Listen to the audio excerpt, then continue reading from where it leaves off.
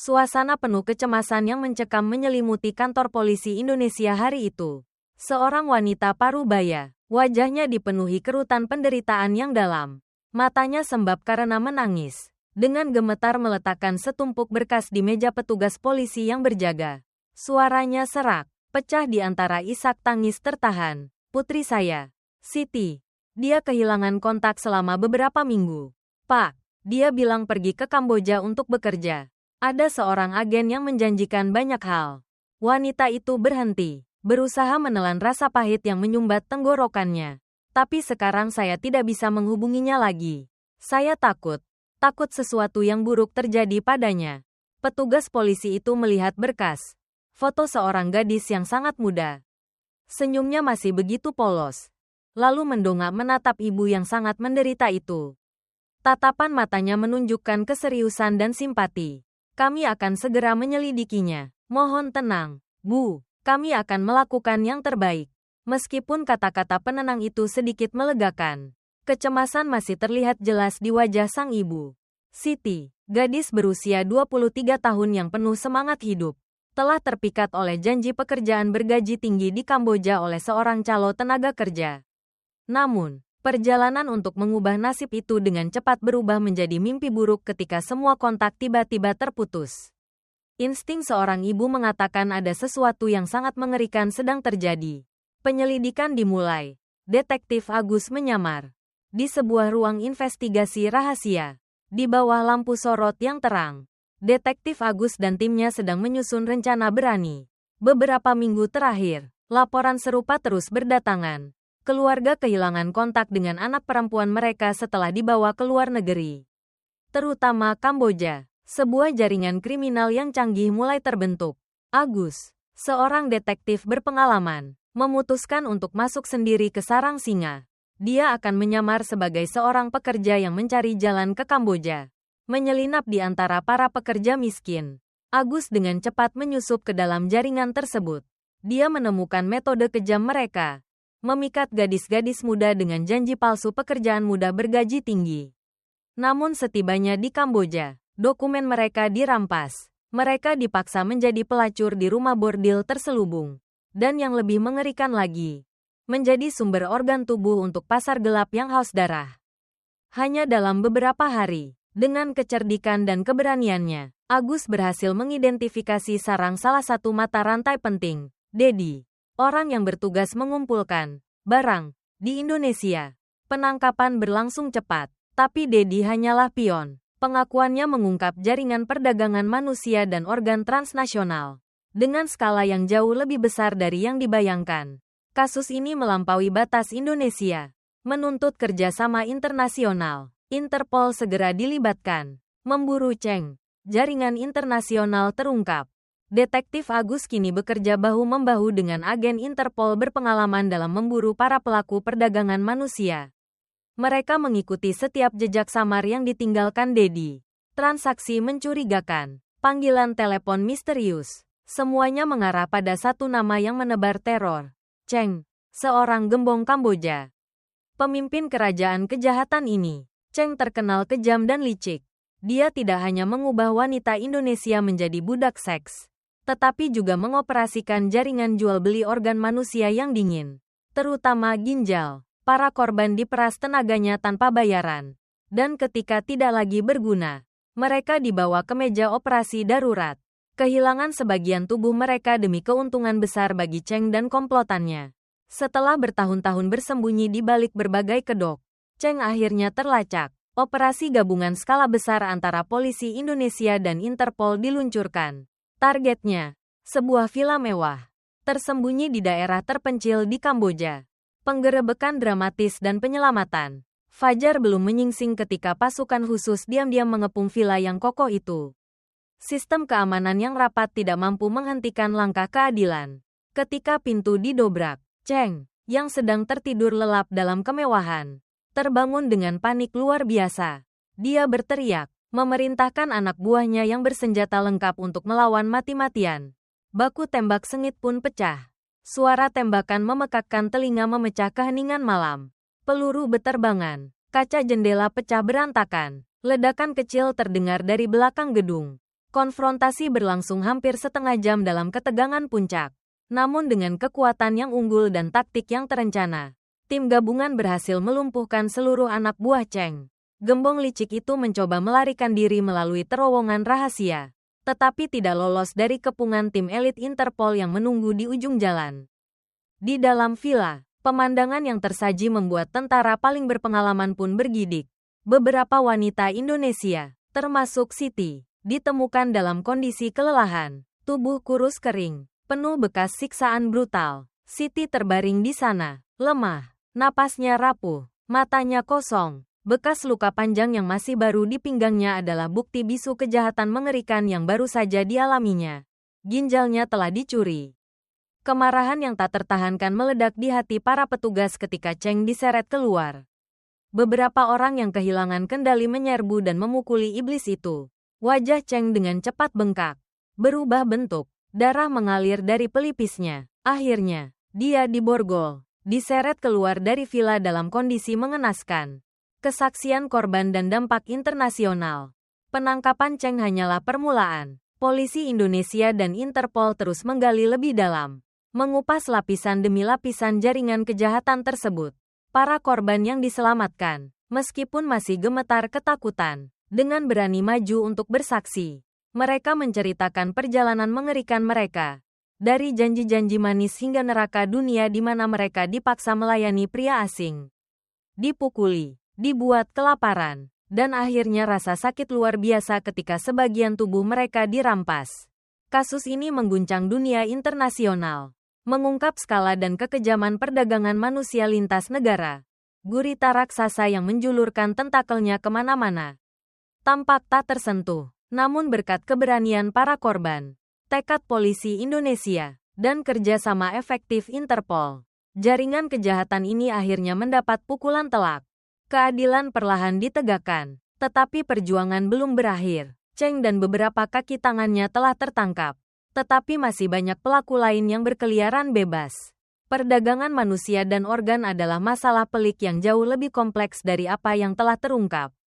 Polisi Indonesia dan Interpol berkomitmen untuk melanjutkan perang tanpa kompromi, bertekad membongkar hingga ke akar jaringan yang tersisa, menuntut keadilan bagi para korban yang telah jatuh ke dalam perangkap kejam.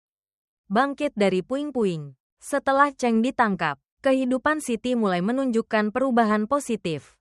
Dia mendapatkan perawatan medis khusus. Fisiknya perlahan pulih, tetapi luka psikologisnya begitu dalam dan membekas. Detektif Agus, yang selalu memantau kasus ini, sering berkunjung, tidak hanya untuk memberikan kabar terbaru tetapi juga untuk memastikan Siti merasa aman. Dia merasa ikut bertanggung jawab atas nasib para korban yang diselamatkan, terutama Siti, yang telah menjadi simbol penderitaan sekaligus harapan. Namun, bayang-bayang jaringan kejahatan masih menghantui. Agus dan timnya tahu bahwa kemenangan ini belum final. Banyak anggota organisasi lainnya yang masih bebas. Dan yang lebih menyakitkan, banyak korban lain yang mungkin masih terperangkap di Kamboja atau tempat-tempat terpencil lainnya. Lara, seorang agen Interpol berpengalaman dalam kasus perdagangan manusia, bergabung dalam tahap penyelidikan selanjutnya. Dia bekerja sama erat dengan Agus untuk memetakan jaringan kejahatan yang belum terungkap secara lebih rinci. Kita sudah menangkap Cheng, kata Lara dalam rapat dengan Agus. Matanya penuh tekad, tapi dia hanyalah puncak gunung es. Ada orang-orang yang lebih berkuasa di belakangnya. Kita harus menggali lebih dalam. Agus mengangguk, paham bahwa jalan di depan masih sangat panjang dan sulit. Kesaksian Siti dan penangkapan baru. Di sebuah rumah aman di Jakarta, Siti duduk di tepi tempat tidur. Pandangannya menerawang keluar jendela. Meskipun tubuhnya perlahan pulih, kenangan mengerikan masih menghantuinya seperti bayangan. Suara pintu besi terkunci berderit. Bau obat bius yang menyengat sebelum dia kehilangan kesadaran. Tangannya sedikit gemetar. Detektif Agus masuk, membawa kabar baru. Dia duduk di samping Siti. Suaranya tenang. Kami baru saja menangkap satu orang lagi dalam jaringan ini. Namanya Iwan. Dia adalah perekrut di Indonesia. Bersembunyi di Surabaya selama ini. Dialah yang mengurus dokumen palsu dan tiket pesawat untuk para gadis. Siti meremas selimutnya. Saya kenal dia, bisiknya. Dia orang pertama yang datang ke rumah saya. menjanjikan pekerjaan bagus di hotel. Kesaksian Anda akan menjadi bukti kuat. Tegas Agus. Anda tidak sendirian, Siti. Kami telah menemukan 5 korban lagi. Beberapa masih dirawat di Kamboja. Siti menatap Agus. Matanya memancarkan tekad bercampur ketakutan samar. Saya ingin membantu, Pak. Tapi saya juga ingin orang-orang itu dihukum setimpal. Jangan hanya ditangkap lalu dilepaskan karena mereka punya uang. Agus tersenyum tipis. Itu juga tujuan kami. Penggerebekan kuil 3 bayangan. Sementara itu, di Kamboja, agen Lara melanjutkan penyelidikan diam-diam namun penuh bahaya. Dia tahu bahwa meskipun Cheng telah ditangkap, masih ada kamp penampungan rahasia yang belum dibongkar. Salah satunya dikenal sebagai Kuil 3 Bayangan, sebuah bangunan tua di pinggiran Phnom Penh.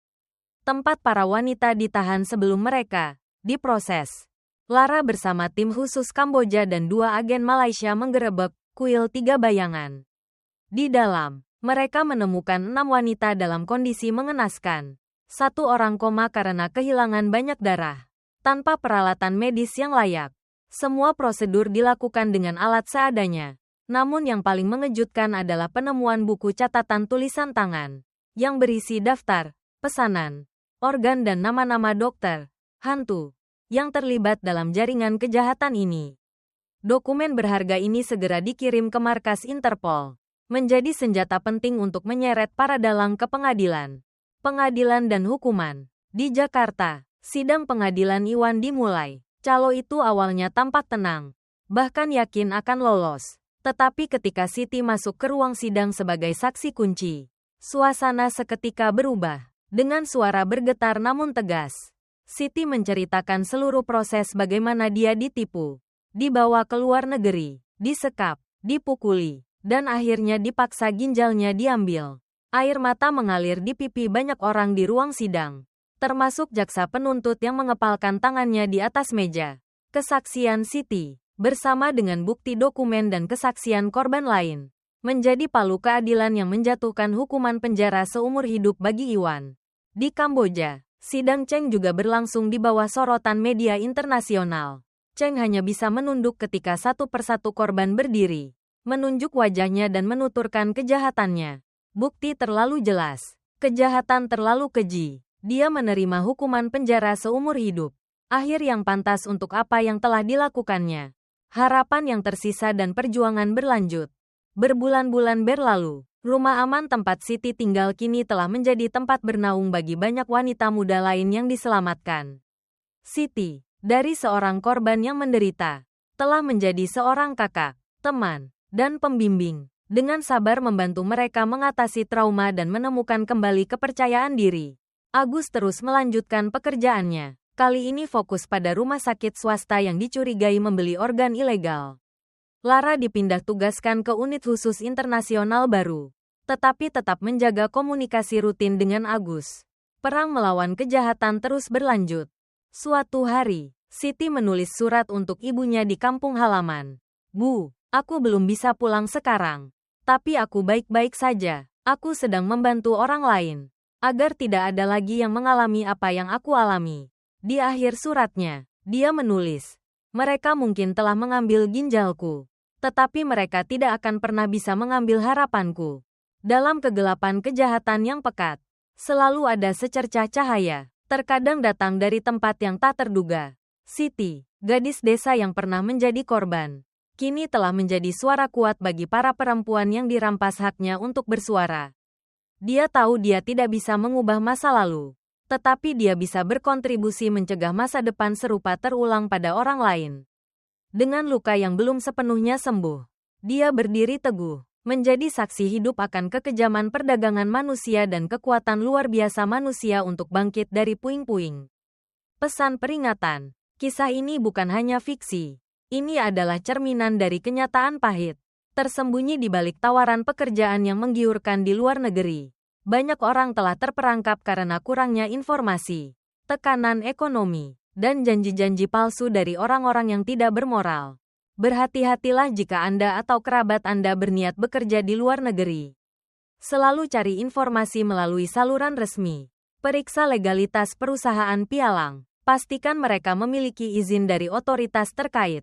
Jangan pernah mudah percaya pada janji gaji selangit atau proses yang cepat. Semakin indah janjinya, semakin tinggi kemungkinan itu adalah jebakan. Kumpulkan informasi sebanyak mungkin. Tanyakan pada orang yang berpengalaman. Periksa dokumen dengan teliti. Dan selalu jaga komunikasi dengan orang yang dapat dipercaya. Jika Anda mencurigai adanya tanda-tanda perekrutan ilegal, beranikan diri untuk melapor. Keberanian Anda bisa menyelamatkan banyak nyawa. Bekerja di luar negeri adalah hak, tetapi juga disertai tanggung jawab. Jangan biarkan mimpi mengubah nasib menjadi mimpi buruk hanya karena tergesa-gesa dan kurang waspada. Lindungi diri Anda, lindungi keluarga Anda. Memilih jalur resmi adalah langkah pertama menuju masa depan yang aman dan berkelanjutan. Malam di Jakarta dan pertarungan yang belum usai. Malam turun di Jakarta. Kota yang tak pernah tidur tetap ramai dengan lampu dan arus lalu lintas. Namun di sudut-sudut tersembunyi, perang melawan jaringan kejahatan perdagangan manusia terus berlanjut secara diam-diam, gigih, dan penuh tantangan. Di rumah aman, Siti kini bukan hanya korban yang sedang memulihkan diri. Dia telah menjadi sandaran spiritual bagi mereka yang baru diselamatkan. Malam ini, Siti sedang berbicara lembut dengan Lina, seorang gadis muda yang baru saja dibawa dari penggerebekan di perbatasan Malaysia.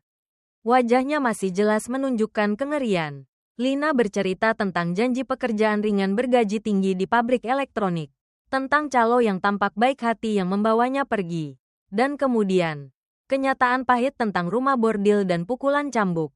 Mendengar cerita Lina, hati Siti terasa sesak. Cerita itu sama persis dengan kisahnya. Kisah banyak gadis lain. Jangan takut, Siti menggenggam tangan Lina yang gemetar. Suaranya hangat namun tegas. Kakak pernah di sana. Kita akan melewatinya bersama. Kamu tidak sendirian lagi. Mata Lina memancarkan secercah harapan lemah. Untuk pertama kalinya sejak dia lolos dari neraka, Siti mengerti bahwa membantu orang-orang yang senasib adalah caranya menyembuhkan luka hatinya sendiri. Mengubah rasa sakit menjadi kekuatan. Sementara itu, meja kerja detektif Agus dipenuhi berkas, peta, dan foto korban. Kasus Cheng dan Iwan baru menggores permukaan. Dia tahu bahwa bagian gunung es yang terendam, para pembeli organ, dokter yang melakukan operasi ilegal, pejabat korup yang melindungi, masih tersembunyi dengan sangat baik. Dia secara khusus fokus menyelidiki klinik-klinik swasta yang mencurigakan dan rumah sakit yang diduga terlibat dalam jaringan jual-beli ginjal. Tetapi tembok kebisuan dan kekuasaan tampaknya menyelimuti orang-orang ini. Rekam medis hilang secara misterius. Saksi potensial tiba-tiba bungkam atau menghilang. Agus merasakan ada tangan-tangan tak terlihat yang mencoba menutupi kebenaran. Melindungi orang-orang kaya dan berkedudukan yang membeli nyawa orang lain dengan uang kotor. Keputusasaan terkadang membuatnya lelah, tetapi bayangan mata Siti yang menghantui dan korban lainnya mendorongnya untuk tidak menyerah. Tantangan internasional dan terobosan Lara. Di belahan dunia lain, di markas Interpol, agen Lara juga menghadapi tantangan yang tak kalah berat. Data yang diperoleh dari kuil 3 bayangan dan kesaksian Cheng mengungkap koneksi lintas negara yang rumit. Dia sedang melacak aliran uang, transaksi jutaan dolar yang mengalir melalui perusahaan cangkang, surga pajak, untuk mengidentifikasi dalang sebenarnya di belakang Cheng. Para bos internasional yang memanipulasi pasar gelap organ. Koordinasi antar negara, menghadapi hambatan hukum dan kurangnya kerjasama dari beberapa tempat, membutuhkan kesabaran dan kelihayan yang luar biasa. Sebuah petunjuk tak terduga muncul. Seorang perawat yang bekerja di sebuah klinik swasta di pinggiran Jakarta. Karena rasa bersalah dan takut akan keselamatannya, diam-diam menghubungi Agus. Dia memberikan informasi tentang operasi khusus yang berlangsung larut malam. Tentang pasien asing kaya yang dibawa melalui pintu masuk pribadi. Dan tentang seorang ahli bedah terkenal dengan julukan tangan emas, yang dikabarkan dapat melakukan transplantasi ginjal apapun secara diam-diam. Informasi ini bagaikan secercah cahaya menembus kabut tebal. Agus segera merencanakan penyelidikan lebih lanjut. Tetapi dia tahu dia harus bertindak sangat hati-hati. Musuh tidak hanya kejam tetapi juga memiliki mata dan telinga di mana-mana. Dia memutuskan untuk berbagi informasi ini dengan Lara untuk mengoordinasikan tindakan. Mungkin, tangan emas Ini adalah mata rantai penting yang menghubungkan jaringan di Indonesia dengan pembeli internasional yang sedang dilacak Lara. Pada saat yang sama, Lara juga membuat kemajuan baru. Analisis data keuangan menunjukkan aliran dana besar yang mencurigakan mengalir dari sebuah dana investasi yang berbasis di Singapura. Dana ini ternyata terkait erat dengan seorang pengusaha Eropa yang berkuasa, yang pernah dicurigai terlibat dalam banyak kegiatan ilegal tetapi tidak pernah tersentuh. Potongan-potongan teka-teki gelap perlahan mulai tersusun, mengungkap gambaran keseluruhan yang jauh lebih mengerikan. Perang masih panjang, penuh bahaya dan sudut-sudut gelap. Tetapi di sana, masih ada orang-orang seperti Agus, Lara, dan terutama Siti, yang membawa cahaya keadilan dan keberanian di hati mereka. Siti, dari seorang korban, menjadi api yang menghangatkan dan memberi kekuatan bagi mereka yang lemah.